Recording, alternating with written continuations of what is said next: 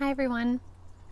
I'm purposely sitting outside today in the sun because I wanted to talk about something rather dark, and it's a concept called the dark night of the soul.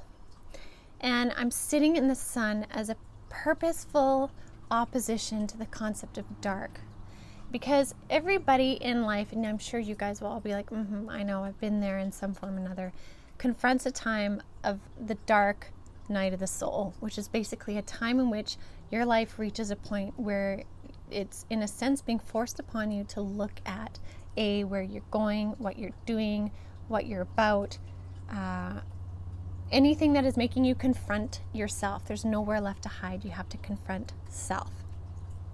And this is a very uncomfortable place to be. And I know you guys are all like, for sure. It totally is. And now what happens is oftentimes we reach that dark night of the soul and we want to run from it because the intensity of the feeling is so great. We want to run from it, and rightfully so. There's nothing wrong with that feeling. But what the invitation is here from Spirit is, if you reach that dark night of the soul, instead of running from it, walk into it. Discover what that dark night of the soul really has to teach you, because then you'll recognize it's not as dark as you think. It's actually light, because what it is it's the universe saying, hey, let's stop for a second. Let's regroup.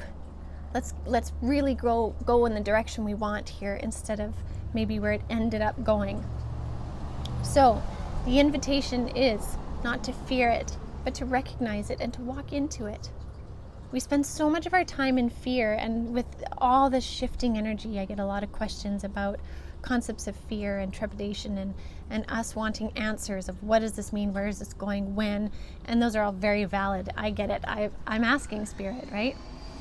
But the idea is, when we reach that point in which we don't have the answers and we don't understand and we've hit that wall, and it is that dark night of the soul, because there are many of you that are going through it, and I myself have, it's to put it in a sense where you can look at it with the lens of light, the lens of compassion for self. You are inherently a beautiful, divine, loving being.